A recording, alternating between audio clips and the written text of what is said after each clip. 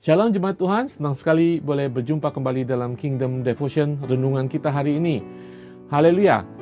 Saudara sekalian, sebagai orang tua atau saudara yang mengasuh anak ya dalam pekerjaannya, saudara, kita menginginkan anak kita bisa bermain dengan aktif gitu ya, bermain di dalam ruangan ataupun di luar ruangan, di playground. Yang anak laki-laki mungkin main mobil-mobilan, main truk, dan mungkin main di pasir gitu ya.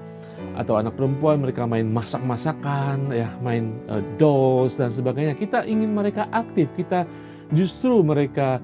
anjurkan untuk main. Tetapi mungkin ada satu tempat yang kita tidak kehendaki mereka main, yaitu di lumpur ya, yang kotor ya, dan kita menghindari mereka main di sana. Kalaupun mereka nanti suatu kebetulan main di tempat yang kotor seperti itu, lumpur, ya kita akan selalu memanggil mereka keluar dari lumpur. Kenapa saudara? Keluar dari tempat kotor itu. Mengapa saudara? Karena kita tahu ketika mereka berlumuran dengan lumpur yang kotor dan bau dan sebagainya, akan perlu pembersihan lebih dalam lagi, pembersihan seluruh tubuh, mandi lebih bersih, lebih lama dan sebagainya.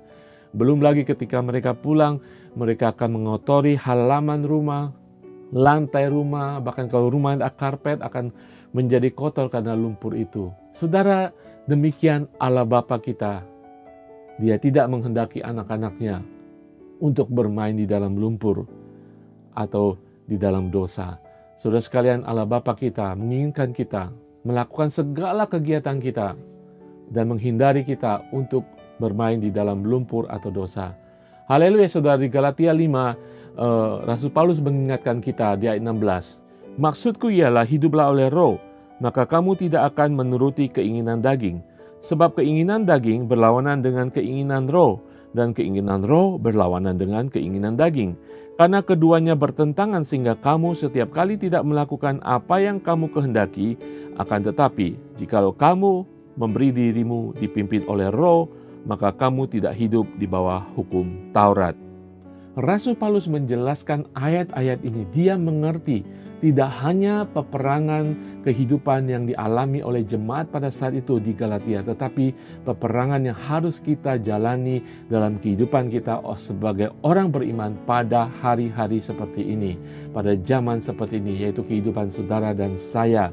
Saudara sekalian, ada dua hal kepastian dari ayat yang kita baca, bahwa ada jalan yang pasti. Yesus memberikan penolong itu, Roh Kudus, untuk kita tetap jalan dalam kehidupan roh kita yang benar. Roh Kudus akan mengingatkan kita ketika dia tahu bahwa kita tidak memilih kehidupan di dalam roh, tetapi memilih dalam kehidupan daging. Roh Kudus dipastikan akan hidup dalam kehidupan kita dan menjadi jalan yang pasti untuk kita punya pilihan, untuk kita punya filter dalam setiap keputusan kita, dalam setiap pikiran kita, dalam setiap apa yang kita lakukan. Kenapa saudara? Peperangan kehidupan kita itu juga pasti. Dalam kehidupan kita, hari lepas hari, semenjak bangun tidur, sampai kita tidur nanti malam, peperangan itu masih terjadi, saudara. Kita diperhadapkan untuk memilih kehidupan menurut roh atau kehidupan menurut daging. Itu secara konstan dan konsisten pasti akan terjadi. Menurut firman Tuhan yang sudah disampaikan Rasul Paulus, kita harus memutuskan untuk dipimpin oleh roh. Saudara sekalian, inilah peringatan buat kita semuanya. Apakah kita berarti akan selalu hidup kudus?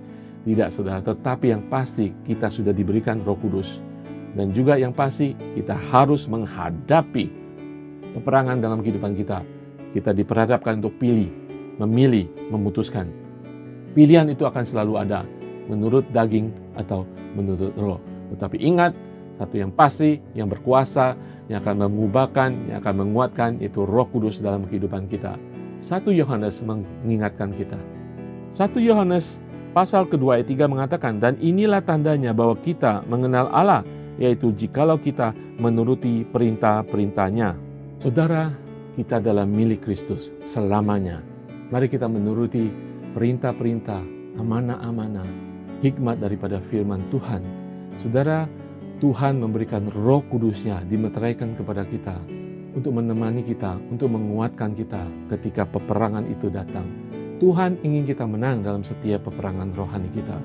Mari kita hidup dipimpin oleh Roh dan hidup oleh Roh setiap saat dalam kehidupan kita. Sehingga kita akan selalu menang dalam segala pilihan, segala keputusan, segala tindak laku kita. Saudara sekalian, di ayat-ayat berikutnya di pasal kelima Galatia mengatakan demikian. Perbuatan daging telah nyata, yaitu percabulan, kecemaran, hawa nafsu, penyembahan berhala, sihir, perseteruan, perselisihan, iri hati, amarah, kepentingan diri sendiri, pencideraan, roh pemecah, kedengkian, kemabukan, pesta pora dan sebagainya. Terhadap semuanya itu kuperingatkan kamu seperti yang telah kusebut dahulu. Saudara, itulah peperangan kehidupan kita. Mari kita menjadi kuat, dipimpin oleh Roh, dan Tuhan ingin kita kuat. Saudara, ada waktunya mungkin kita menginjak lumpur, ada waktunya kita jatuh ke dalam lumpur. Roh Kudus akan membersihkan kita. Tetapi hari lepas hari, mari kita maju terus dalam Tuhan untuk menghindari jalan akan mengarah kita kepada lumpur dan kita menjadi kotor. Haleluya, saudara, saya akan berdoa bagi kita semua. Tuhan, ampuni ketika kami saat ini Tuhan berada di lumpur. Tuhan, bersihkan kami, sucikan kami, agar kami lebih jelas lagi berjalan bersama dengan Roh, hidup di dalam Roh, dan dipimpin oleh Roh Allah sendiri, yang Engkau Roh Kudus. Terima kasih Tuhan Yesus, ingatkan kami dalam setiap perkataan kami, perbuatan kami, pikiran kami Tuhan, untuk kami hidup di dalam Engkau senantiasa. Terima kasih Roh Kudus, di dalam nama Tuhan Yesus. Haleluya. Saudara, maju terus dalam Tuhan. Roh Kudus ada di dalam saudara. Dia ingin memimpin saudara. Dia ingin melakukan hidup bersama saudara. Maju terus di dalam nama Tuhan Yesus.